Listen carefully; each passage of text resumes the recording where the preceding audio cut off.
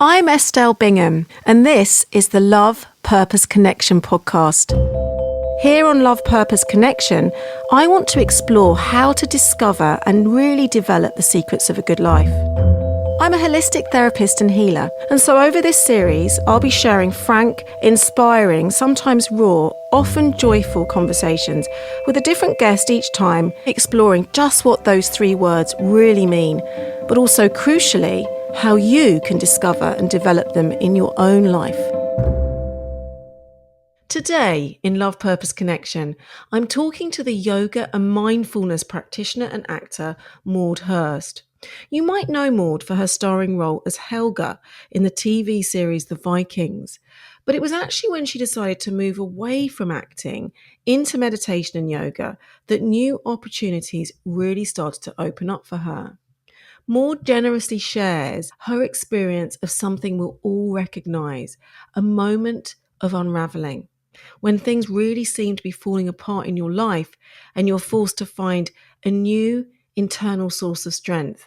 That is when the growing really begins. Welcome to the Love Purpose Connection podcast. Thank you so much for having me. We met through our Power of 8 women's group, which is a really wonderful group that we have, and we've had that we haven't really met in the flesh, but we've had that online, and it's a way for us to bring something to each other. That feels like a very important thing for you. Yeah, oh my gosh, so much. And that Power of 8, it came, I think we got together during lockdown, and it was such a time where we all needed support. And I think most of us are practitioners in the wellness space, often people that give a lot and don't receive very much. And it just felt like 6 very powerful women coming together to be these huge bubbles of support for each other, which are 2 things I'm very passionate about: groups of women supporting each other, and also just, generally uplifting other people and being supports for people. So yeah, what an amazing space we created. And a great place to meet, Maude. And obviously a lot of people know you from Vikings, from being in that series, but also a lot of people know you and will know you from the wellness space and bringing yoga and meditation to a generation of people in your audience and part of your community. Yeah, totally. I've kind of had a big transition over the last 4 years. So I started when I was really young acting. I think I was 10 years old when I started auditioning. So that was very much a part of my identity, and who I kind of thought I was like more the actor. And when I started approaching my 30s, I suddenly kind of hadn't really stopped to figure out like who Maude was in my adult version of myself. And I went through an awful breakup finishing in Vikings. It was a big show and there was a lot of hype around it. And I kind of crashed a little bit and realized that although I was doing everything that on paper I was supposed to love doing, there was a part of me that wasn't happy at my core. And I really felt there was an opportunity to kind of take a pause, to step back and be like, look, I'm not in functional relationships right now. I'm doing something unaligned with who I really am, and found yoga and meditation as a really kind of healing tool for myself. And then through that journey, really found that I could teach other people these practices that are really allow you to find yourself, as cliche as it sounds, or at least the forever changing self. Yeah, so now moved into the wellness space, set up my company Energy Rise, and just feel so grateful that I wake up every day, love what I do, and also can support other people to become more of who they are. So let's think about this idea of you get to your early 30s, sort of end of your Saturn return, right? And you're in this big breakup, and it sort of feels like it's that moment where we look back at our 20s and we're like, who am I, where am I, what's going on? And they are these massive opportunities, aren't they, to just grow, to evolve. Yeah, totally. I felt like at the time it was like make or break. I was in this place where the world around me felt like it was crumbling. I had to leave a house really quickly. Everything was in a nowhere land. And in that space, and I don't know what it was that sparked it in me, but there was an element of me that although I was fearful, it was almost like there was an opening of opportunity, and I have nothing gripping me to this moment anymore, or I don't have to identify as any versions of myself I've been telling myself. Like, what if I could just redefine it by finding who I really am at this point in life, which is very different to who I was in my early 20s, very different to who I was in my early teens. It's like it was an opportunity, a gift, I think, it felt like for the first time there was no expectations from myself. I just could kind of unravel and relearn. Yeah, that unraveling and relearning, that is a huge moment in the journey, isn't it? The sort of journey back to self.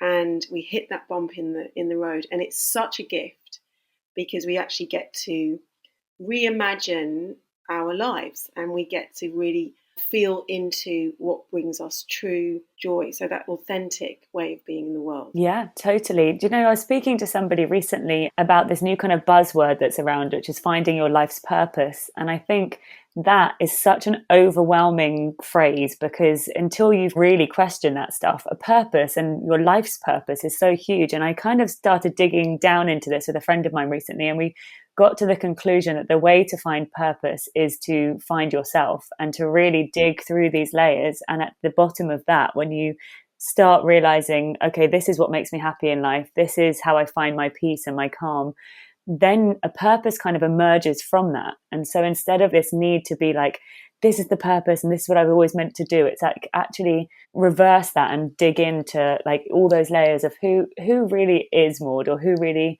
is Estelle. And it all comes through that, I think. Yeah. But we do have to go through the unraveling first. And that feels like often it is a prerequisite to finding ourselves again, remembering ourselves. Because often the person that we are in our late 20s, we're not in our authentic state of connection because we're in reaction or in response to our childhoods, what we've been taught, what we've learned. So it's an invitation, isn't it, to become. And it feels like you absolutely just went for that, Maude. Yeah, I did. And unraveling is not always the easiest, is it? As we know, the digging in and the exactly that, looking at your childhood, looking at like how we got to who we are, why we have all of these fronts. And I think acting for me, when I started unraveling it, it made so much sense. It's like acting is this perfect opportunity to put a mask on, to cover yourself in different characters, behind screens, behind all of this stuff. It was very comfortable after a while to sit in that space and not have to look at those layers and what was really happening under that. And so that first step into the unraveling of oneself, being interested in the deeper layers of yourself, is quite a scary journey to go on at first, but really rewarding. And looking back at my family history, I was raised by a single mum. My dad left when I was 6 months old, and kind of unraveling why I was having unhealthy relationships with men. Well, when you look at it, he's like, well, of course, you didn't have a fixed male figure that was healthy there. So of course you're trying to emulate that in relationships, never knowing quite how to go about it and how to form those relationships. And so the unraveling, although it can be unnerving, is so rewarding because you get to know the jigsaw puzzle almost comes together, and you're like, oh, of course that's why I've been acting like this and why I've been behaving like this in relationships, and now it kind of makes sense. And then hopefully with that knowledge you start making more conscious, healthier choices. I'm loving the idea of your childhood more, because you were born in Hackney. I was born and raised Homerton Hospital. Because I was born and raised in Hackney. Were you? Yeah, a few years before you. Probably, and definitely. Yeah, I was born in the Salvation Army Hospital. You were Homerton Hospital. Yeah, and I've kind of remained northeast London. Like it's always been I've travelled a lot, but always come back to this. My mum is a very Italian mama like vibes that she kind of attracts everyone to kind of close by. And so mum's half Italian, I'm a quarter Italian, although I like to claim I'm more because I love the Italian culture in lots of ways. So my mum's side of the family are Italian, my dad's are English. And so this idea of the absence in the masculine, so mum being the strong female character, and that mother-daughter relationship with when you're in a single parent family is super intense, right? Yeah. So intense, so beautiful. So there's 3 of us, all under the age of 5, that she said that she had by herself. And I mean, I look at my friends having kids now, and I'm like, how she did it, I just don't know. I mean, what humans are capable of in terms of rearing children is just incredible. But yeah, there was a huge connection. There still is. I mean, not without complications, but such a tight-knit family unit. And she just created, I think, a feeling. Everyone calls her the mum of London. Like she's just has a beautiful kind of mother energy, and has shown that even when things are challenging, at the center of it, love can hold things together, even when challenges come, even where there's like dysfunction in parts. It's like if there's love at the center of it, it kind of somehow holds it together. And do you feel like that's what you carry forward? I really hope so. Yeah, I think definitely this nurturing, there's something about feminine energy that I feel really comfortable in and always have. And I hope that I pass that down, if I have children, when I have children, that same just feeling that, and in fact, everyone I teach, everyone that I touch in life, that's what I do want to keep putting out there, that actually love from me to them, but also teaching people that if you love yourself on a really deep level, that's enough to kind of get you through the rocky road that is life. Yeah. It really is. It's the most profound energy, isn't it? It's the one that can move us forward and transform all things. And so this absence in the masculine, we were talking about relationship, and that's obviously something that so many young women experience. And what we're looking to meet in ourselves, when we kind of work through our ideas of the masculine and how we have to reimagine the divine masculine, like what that man looks like. And often we don't know because we haven't experienced it. So what was your sort of journey to this new feeling of the masculine, so you could kind of let that person in or begin to manifest that type of relationship, be in that relationship? What was the journey there, Maude? A long one. It's been a long journey here, but it was, it started, as I tapped on before, just understanding where it all came from. And I realized in my unraveling that actually I was fearful of the masculine because I didn't know how to be really safe in that energy. I had a lot of amazing male friends, many of whom were gay. So I felt safe in that environment. And I have a brother, but again, it's different in that energy. So I kept meeting either really toxic masculinity that felt very masculine in a weird way, safe, because it was like this really extreme version of it. And so I was like, well, maybe that's what it is. So I would kind of go towards that and then realize there was destruction in that. So brought myself away.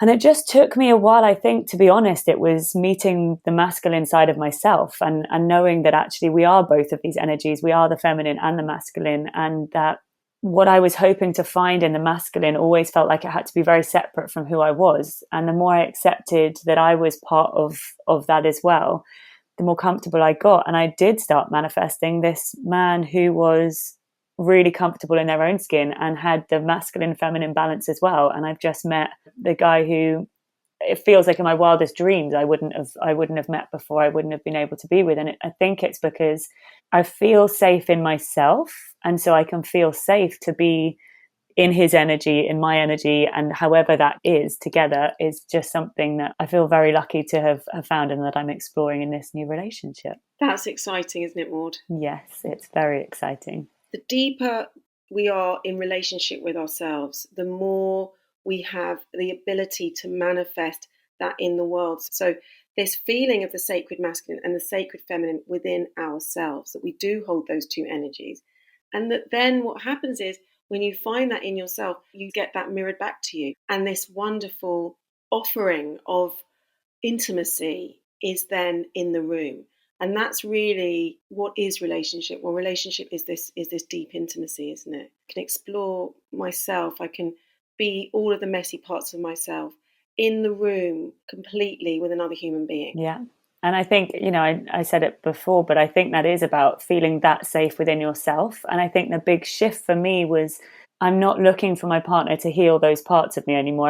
I think without knowing it unconsciously, I was looking for my partner to make me feel safe around men or the masculine. And I was confusing those two as well. But actually, I realized that it's not your partner's job to do that. It's your job to do that. And when you can understand what is happening inside of you, then you do meet somebody that's able to hold all of those parts. But it certainly wasn't ever my partner's job to make me understand that men can be safe and trustworthy and all of that stuff. Actually, that was my own doing. And then when I found that within myself, then out of like magic, Toby appeared, and that seems to be what he can do is exactly as you described, hold all parts of me, the insecurities, the amazing parts, the messy parts, and vice versa. Like I feel I can also flip and be his support when he needs it as well.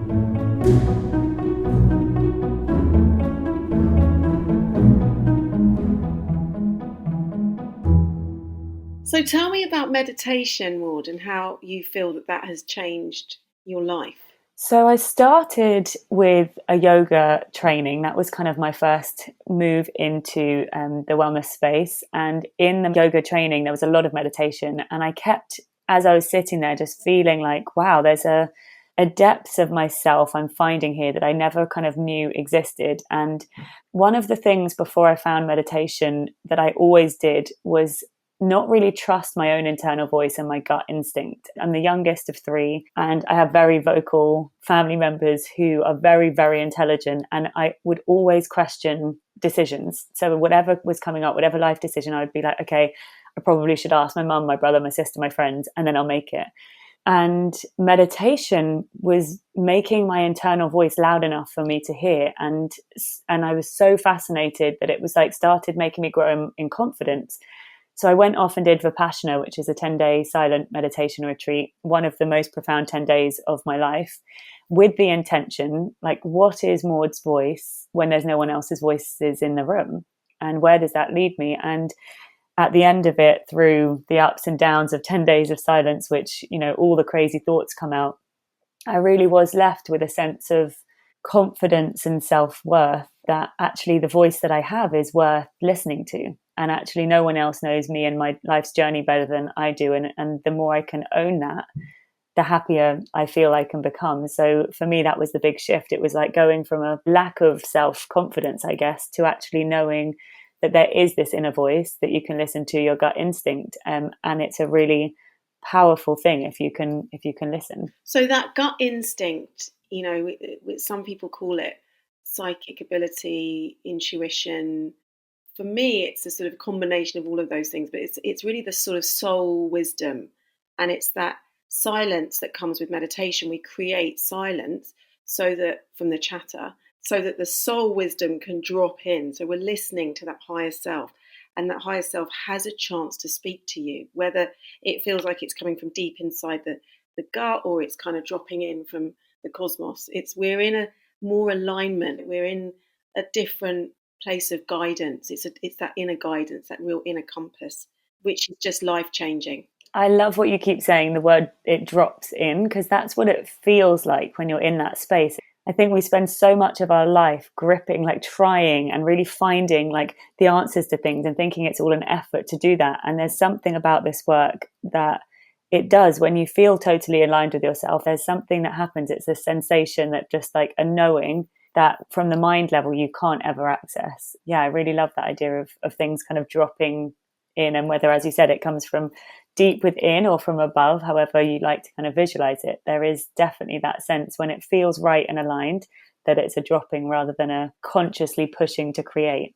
The franticness of the mind, not knowing and needing to know, whereas when we're just in that flow, things just are, and we are just being, so it just is different. And so that voice becomes louder and louder, and that guidance is clearer and really actually assists with so much of the anxiety that so many of us feel, that anxiety of what's coming next, social anxiety, all this anxiety that we hold about what other people are thinking or feeling. We can bring ourselves back to just this powerful inner way of being.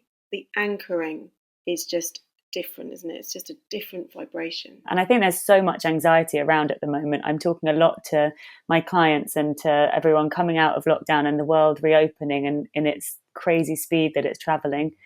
It's very hard to keep slow, to keep in that internal space and allow that voice, that inner voice, to be heard when there's so much kind of speed around. And actually it's more important than ever at the moment to continue to go inwards and find that silence and to keep that connection.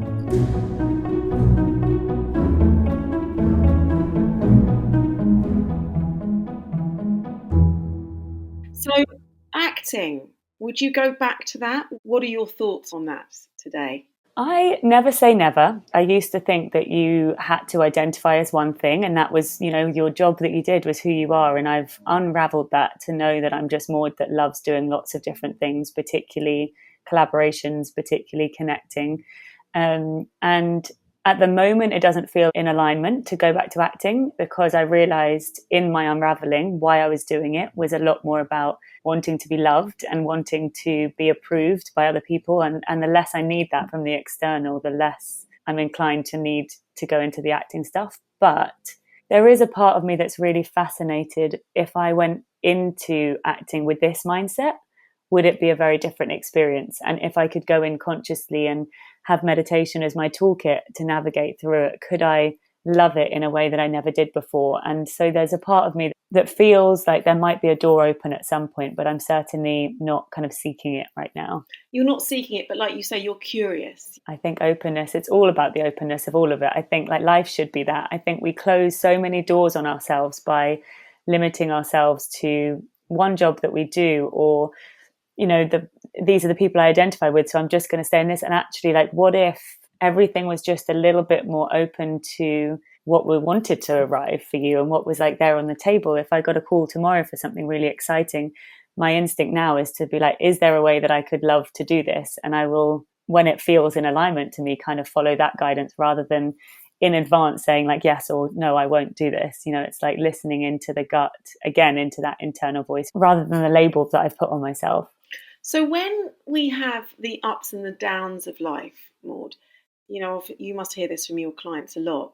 Obviously there's the good days and there's the bad days, and we work with that energy with meditation and yoga and nutrition and prayer and ritual, wherever it is that you find your alignment. What happens for you when you're having a bad day? Like, what do you do? How do you meet that when it's not so calm inside? I think meditation is always my go-to, sitting with what it is rather than trying to resist it. Although the human side of me weirdly wants to resist doing it. Like, in that experience when I'm frazzled and there's lots going on and the overwhelm kicks in, like bizarrely, the last thing I want to do is sit and meditate. But it is now, because it's become a consistent practice, it is something that I know I will feel better on the other side of. So I will generally go to meditation. Also, a movement practice in those times can be really helpful, because I find when the world is feeling pretty chaotic around me, it's generally because I've got really into my mind and I'm analyzing too much stuff and I'm overthinking. And sometimes dropping into a yoga practice or even a movement meditation where I just kind of close my eyes, put music on and allow myself to re-embody myself can really help that, because it actually just stops the mind for a minute and allows you to really get back into the feeling of the body. I love that. That's wonderful. So that's a good tip, isn't it? So this idea of the movement moves energy, which it really does, doesn't it? It actually starts to clear, and we are in touch with our bodies, because so much of the time when we're out of alignment, we spend out of our bodies. We're checked out, or we're not embodied.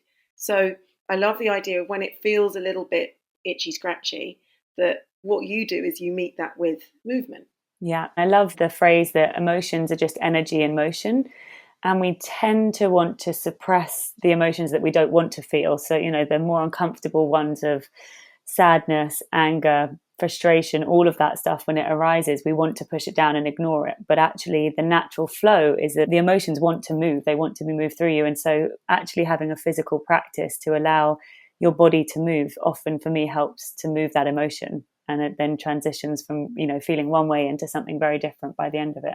What about the angels, Maude? Do you believe in them? I kind of believe in everything these days. I used to be very skeptical about everything, and I think skepticism is a good thing, particularly, not just to say that everything in life that people talk about is correct. I used to be one of those, because my family are very science-based, that like I had to have the science proof of all of it. And a lot of the spiritual space can't be proved. You have to see it and feel it to believe it. So then I felt a lot of it, and I've experienced stuff. I don't work specifically with angels, but I know a lot of people that do, and huge amounts of magic that's happened around people that do. So I kind of would love to know more, if I'm honest. And I do absolutely believe in the presence of something greater than the human form, and guidance from something bigger than us, for sure. Is that your version of God? Weirdly, I've had this, like, one part of my unravelling has been around the word God, because I was brought up, well, I guess an atheist, but just like non-religious. Whenever I heard the word God in the spiritual space, when I first tapped into it, there was part of me that would like tense up, and I would never know how to quite relate or find my in to what that was, because I was like, no, I need this proof of things, and I can't just think of, giving somebody a name. And then I've done a lot of work through my energy healing training as well. And yeah, absolutely. God, something bigger, just for me, it's just really the energy of love that I feel that I tap into, which is that thing, whatever it is, the kind of mystical feeling of something bigger. So when I say the words love, purpose, connection to you, Maude, what do those words feel like to you? They feel like a shower of tingly light through my body. I feel like that is so much in alignment with who I want to be and what I want to share to the world. And I think if we all felt more love, purpose, and connection, the world would be a much happier, healthier place. And, we spoke about that, the idea of purpose before. And I think those three words encompass what it is, this kind of what I always aim for at the end of every day is that feeling of like, am I feeling fully connected to both myself and those that I love? Is there love in this practice for both myself and those that I love? And having a purpose that makes you wake up every day. I think they're three very resonant, beautiful words that I actually use and connect to a lot. Wonderful. If you were going to say something personally to the audience, all our listeners, who are at that moment where they have spent what they feel like is a lifetime working towards something, and they're in that place of unraveling. So it may be that it's a career shift, or that they're looking at, or that they're breaking up from a relationship, big love of their life, all of these different things. What would you say to them at that point, that midlife point, sort of between late 20s and early 30s? What is your message for them? In simple words, "This too shall pass" was one of the most profound sentences that I've ever heard and lived with, because knowing that where you are in this moment will shift through you, and you will not be here in 6 months from now, you'll be in a different place. And also to trust the journey of it all, that actually sometimes in the depth of that uncertainty is actually the beginning of this. It's like the seeds are planting for this new version of you to blossom through it. From my experience, from my own journey, but also from the people that I work with, it is always from that depth that you have a new lease of life, or a new lease of creativity. So to stay with it, to allow yourself to feel into it rather than resist it, and then see what happens, knowing that it will shift for you. Thank you so much. And thank you so much for being on the Love Purpose Connection podcast. It's been amazing to have you. Thank you so much. It's always a delight to see you, and talking about this stuff is my favourite thing. To find out more about Maude, she's at Maude Hirst. You can find me at Estelle.Bingham. I hope this new series is bringing you some love and joy. Please do rate it and review it if you've enjoyed it. This podcast is produced by Sarah Cudden. And until the next one, wishing you all more love, purpose, and connection.